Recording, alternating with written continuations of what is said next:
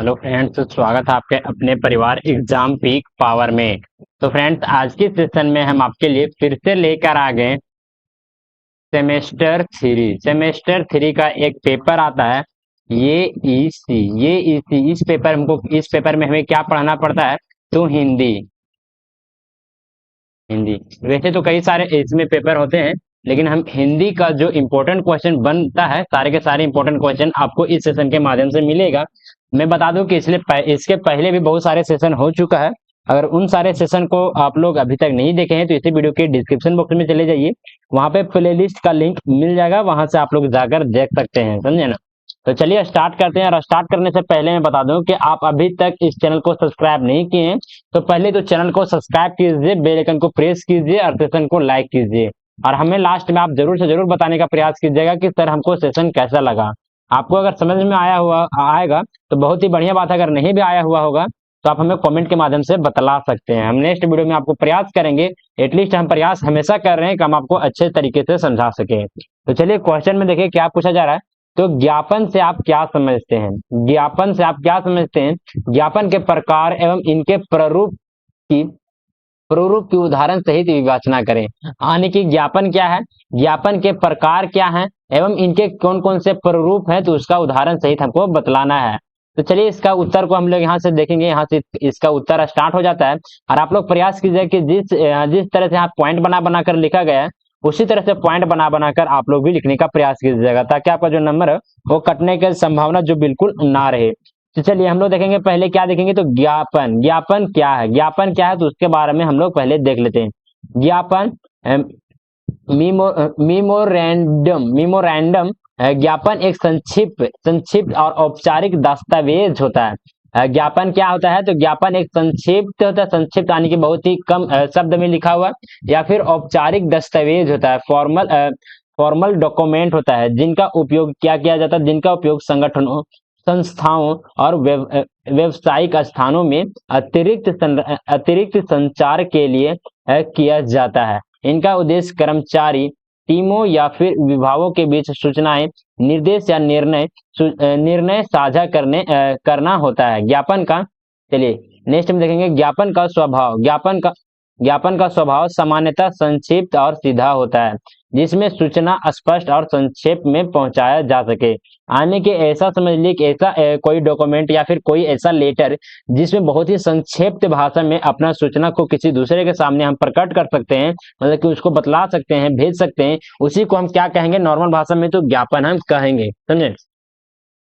चलिए एक सेकंड का टाइम दीजिएगा थोड़ा सा, समझे ना। एक सेकंड का टाइम दीजिए, तुरंत हम स्टार्ट करते हैं।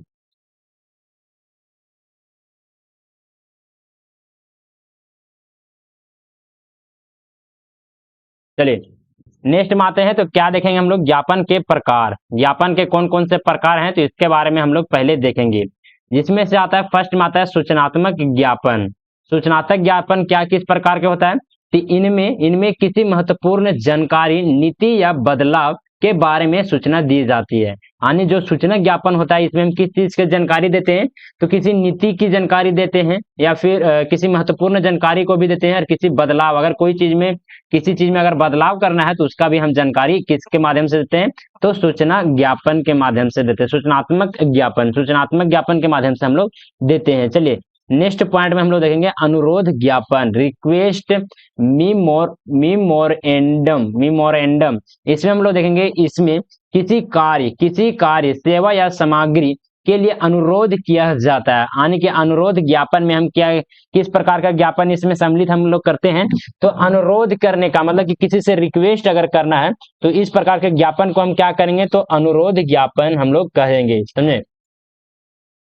चलिए अगले में हम लोग क्या देखेंगे? आगे हम लोग देखेंगे स्पष्टीकरण ज्ञापन। स्पष्टीकरण ज्ञापन कहने का मतलब है कि इसमें किसी स्थिति, निर्णय या प्रक्रिया का विवरण या स्पष्टीकरण दिया जाता है। देखिए कहने का मतलब है कि अगर कोई किसी चीज से सवाल पूछता है या फिर किसी चीज में अगर डिबेट होता है तो उसको स्पष्टीकरण दिया जाता है, समझे ना। स्पष्टीकरण दिया जाता है कि हम इसमें शामिल नहीं थे, या फिर हम यहाँ पे थे, वहां पे थे, मतलब उसको पूरा विस्तार पूर्वक वर्णन कर कर उस स्थिति या फिर निर्णय का बतलाया जाता है। तो उसी को हम क्या करेंगे? तो स्पष्टीकरण ज्ञापन के अंतर्गत हम इस ज्ञापन को रखेंगे। चलिए अगले में आ जाते हैं। पॉइंट नंबर 4 में देखिए दिया हुआ है संवेदनशील ज्ञापन, सेंसेटिव मेमोरेंडम। इसमें हम देखेंगे इसमें गोपनीय व संवेदनशील जानकारी साझा की जाती है। संवेदनशील ज्ञापन कहने का मतलब है कि इस ज्ञापन में हम कौन कौन से संदेश को साझा करते हैं, जानकारी को साझा करते हैं। तो गोपनीय या फिर संवेदनशील, जो किसी मतलब कि सेंसेटिव जो कि जानकारी होता है, उसमें बहुत ही मतलब कि कहने का मतलब है ना कि किसी से छुपा के या फिर मार्केट में ना आया और उस जानकारी को जिसके पास हम भेज रहे हैं उसके पास चला जाए, तो इस प्रकार के जानकारी को क्या करते हैं, तो संवेदनशील ज्ञापन हम लोग कहेंगे। चलिए नेक्स्ट पॉइंट में आते हैं। सम्मेलन ज्ञापन। सम्मेलन ज्ञापन इसमें हम लोग देखेंगे, इसमें बैठकों की तारीख, समय, स्थान या एजेंडा की जानकारी दी जाती है। एजेंडा कहने का मतलब है कि किस को मतलब कि उद्देश्य क्या है, उस मीटिंग या फिर किसी चीज का उद्देश्य क्या है, तो एजेंडा हम उसी को कहते हैं। तो अगर हम उसका एजेंडा हम लोग देखेंगे कि चलिए हमको आर्थिक स्थिति पे बात करना है, या फिर कोई कहने का मतलब किसी चीज को अगर हमको प्लान बनाना है तो उसका मीटिंग करना है, तो समझे एक एजेंडा हमको फिक्स बतलाया जाता है। इसके माध्यम से स्थान बतलाया जाता है कि इस स्थान पे होगा, समय बताया जाता है कि कब होगा, तारीख भी बताया जाता है। तो इस बैठक को हम किसके अंतर्गत में रखेंगे, तो सम्मेलन ज्ञापन के अंतर्गत हम लोग रखेंगे। चलिए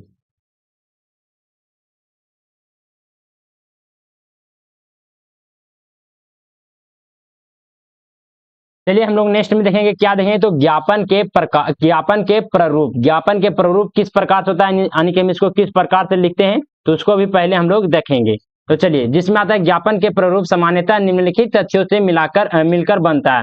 यानी कि कौन सा हम हेडर में क्या रखेंगे, फ्रॉम में क्या रखेंगे, टू में क्या रखेंगे, प्राप्तकर्ता, प्रेषक, शीर्षक हम कहाँ कहाँ पे किस तरह से लिखेंगे, तो उसके बारे में हम लोग पहले देखेंगे। जिसमें आता है फर्स्ट में हम क्या लिखेंगे, तो शीर्षक हेडर लिखेंगे। इसमें संगठन का नाम, विभाग का नाम या फिर ज्ञापन का शीर्षक सम्मिलित होता है, समझे ना, ज्ञापन का शीर्षक सम्मिलित होता है। नेक्स्ट में हम लोग देखेंगे प्रेषक, यानी कि फ्रॉम, यानी कि भेजने वाले व्यक्ति का विभाग का नाम, यानी कि किस कौन व्यक्ति भेज रहा है, कौन विभाग से भेजा जा रहा है, तो उसका नाम वगैरह, एड्रेस वगैरह लिखा जाता है। अब नेक्स्ट में हम लोग देखेंगे जो कि पॉइंट नंबर 3 में आता है प्राप्तकर्ता, यानी कि टू, यानी कि किसके पास भेजा जा रहा है, कौन सा संगठन के पास भेजा जा रहा है, कौन सा व्यक्ति के पास भेजा जा रहा है, कौन सा विभाग के पास भेजा जा रहा है, तो उस विभाग का नाम या फिर उस विभाग का एड्रेस जो कि है वहां पे हम मेंशन करेंगे। उसके बाद हम लोग क्या लिखेंगे, तो उसके बाद लिखेंगे तिथि, यानी कि डेट में क्या लिखेंगे, तो ज्ञापन लिखने की तरीका, ज्ञापन लिखने की तारीख को भी हम किस तरह से लिखेंगे। जैसे में अगर 10 जनवरी का है, तो 10/01/2024, आप इस तरह से बिल्कुल भी लिखने का प्रयास नहीं कीजिएगा, क्योंकि आपका जो आंसर है ये गलत हो जाएगा। अगर आपको डेट लिखना है तो 10 लिखिएगा, समझे ना, फिर जनवरी लिखिएगा, समझे ना, और फिर क्या लिखिएगा, तो 2024 लिख दीजिएगा, समझे ना, 2024 लिख दीजिएगा। तो जो मंथ का नाम होता है ना, मंथ यहाँ पे आपको लिखना पड़ता है, ना कि नंबर में आप लोग लिख दीजिएगा। तो इस पॉइंट को भी आप लोग ध्यान में रखिएगा, समझे ना। अगर हिंदी में लिखिएगा तो हिंदी में भी इसी तरह से लिख सकते हैं, जैसे लिखना है, अगर आपको मई लिखना है तो मई इस तरह से लिख दीजिएगा, समझे ना। तो इस प्रकार से आप लोग लिखिएगा डेट को। जब भी अगर ज्ञापन लिखने को अगर बतलाया जाए कि आप ज्ञापन लिखिए इस पॉइंट पे, इस विषय पर, तो आप इस तरह से डेट वहां पे डालिएगा। अब नेक्स्ट पॉइंट में हम लोग देखेंगे विषय यानी कि कहने का मतलब है सब्जेक्ट। ज्ञापन का मुख्य विषय, यानी कि किस कारण से हम ज्ञापन लिख रहे हैं, यानी कि हमें क्या समस्या है, क्या मतलब कि क्या हमको जानकारी देना है, तो उसका मेन बिंदु को हम यहाँ पे डील करेंगे उसमें। चलिए हम लोग आगे देखेंगे, तो आगे क्या है, तो मुख्य संदेश कहने का मतलब है कि जो ज्ञापन में हमको विस्तार मतलब कि कुछ कहना है, कुछ हमको जानकारी देना है, तो हम यहाँ से लिखना स्टार्ट कर देंगे, यानी कि मुख्य संदेश बॉडी यहाँ पे हम लिखेंगे। ज्ञापन का मुख्य भाग जिसमें संदेश, निर्देश या जानकारी दी जाती है, जिसको हम क्या लिखेंगे, तो मुख्य भाग में, मुख्य संदेश में हम लोग देखेंगे। और इसके जस्ट बाद हम इसका उदाहरण भी देखेंगे, तो आप लोग ध्यान से देखिएगा, समझे ना, क्लास अच्छे से कीजिए। इसमें हम लोग देखेंगे समापन, यानी कि कंक्लूजन। समापन में प्रेषक का नाम, पद और हस्ताक्षर शामिल होते हैं यदि आवश्यक हो, समझे ना। चलिए हम इसका उदाहरण को देखेंगे कि इस तरह इसको हम किस तरह से ज्ञापन को लिखा जाता है। जिसमें से फर्स्ट उदाहरण आ जाता है, तो सूचनात्मक ज्ञापन आ जाता है। एक सेकेंड का टाइम दीजिएगा, थोड़ा सा जो पंखा है ना वो प्रॉपर तरीके से काम नहीं कर रहा, इसी वजह से बार बार ऑफ हो जा रहा है। चलिए हम लोग देखेंगे, तो क्या देखेंगे, सूचनात्मक ज्ञापन को सबसे पहले हम लोग देखने वाले हैं। जितने भी भाग है ना, तो सभी भाग का हम लोग ज्ञापन को देखेंगे, जिसमें हम लोग सबसे पहले देख रहे हैं सूचनात्मक ज्ञापन। एबीसी कॉर्पोरेशन, यानी कि यहाँ पे कंपनी का हम नाम लिख दिए, मानव संसाधन विभाग यहाँ पे लिख देंगे, और यहाँ पे आ जाएगा ज्ञापन, मतलब ये एक सब्जेक्ट हो गया, ये एक सब्जेक्ट हो गया। प्रेषक मानव संसाधन प्रबंधन, प्राप्तकर्ता सभी कर्मचारियों, तिथि हो जाएगा 1 जुलाई 2024। देखिए यहाँ पे जुलाई हम बताए थे, यानी कि डेट लिखने का तरीका आप जरूर जरूर मेंशन कीजिएगा। और विषय क्या है, तो वार्षिक स्वास्थ्य जांच। अब यहाँ पे लिखेंगे, इसका बॉडी आ जाता है, जो कि ये क्या आ जाता है, तो ये आ जाता है। देखिए यहाँ पे, यहाँ से बॉडी इसका स्टार्ट हो जाता है, प्रिय कर्मचारी गण, यदि आपको सूची, यह आपको सूचित किया जाता है कि कंपनी द्वारा वार्षिक स्वास्थ्य जांच का आयोजन किया जा रहा है। यह जांच दिनांक 10 जुलाई 2024 को कंपनी परिसर में होगी। सभी कर्मचारियों से अनुरोध है कि वे अपनी जांच के लिए समय से पंजीकरण करें, यानी कि यहाँ पे आके जांच से पंजीकरण करा लें। आपके स्वास्थ्य की सुरक्षा और देखभाल हमारी प्राथमिकता है। यहाँ पे लिख देंगे धन्यवाद, यहाँ पे हो जाएगा सादर, और यहाँ पे हम क्या लिख देंगे, तो यहाँ पे जो लिख रहा है ना, वो यहाँ पे लिख देगा, यानी कि जो लिख रहा है संदेश को वो लिख देगा मानव संसाधन प्रबंधक, यहाँ लिख देगा एबीसी कॉर्पोरेशन। अब चलिए हम लोग नेक्स्ट में आते हैं। नेक्स्ट उदाहरण देखेंगे किसका, तो अनुरोध ज्ञापन, XYZ लिमिटेड तकनीकी विभाग। ज्ञापन यहाँ से स्टार्ट होता है, जिसमें आता है प्रेषक, यानी कि किसके पास लिखा जा रहा है, किसके लिए लिखा जा रहा है, तो तकनीकी प्रमुख। प्राप्तकर्ता है, किसके लिए है, तो सभी विभाग प्रमुख के लिए है। तिथि क्या है, तो 1 जुलाई 2024। विषय नए सॉफ्टवेयर अपडेट का अनुरोध। चलिए अब यहाँ से इसका बॉडी स्टार्ट हो जाता है, समझे ना, बॉडी यहाँ से स्टार्ट हो जाता है। तो प्रिय विभाग प्रमुख गण, हमारे सॉफ्टवेयर सिस्टम में नए संस्करण को लागू, नए संस्करण कहने का मतलब नया वर्जन को लागू करने के लिए हम सभी विभागों से अनुरोध करते हैं कि वे अपनी आवश्यकताओं और सुझावों को 5 जुलाई 2024 तक भेज दें। इससे हमें सॉफ्टवेयर और आपके कार्य प्रवाह के अनुसार अनुकूल करने के लिए सहायता मिले।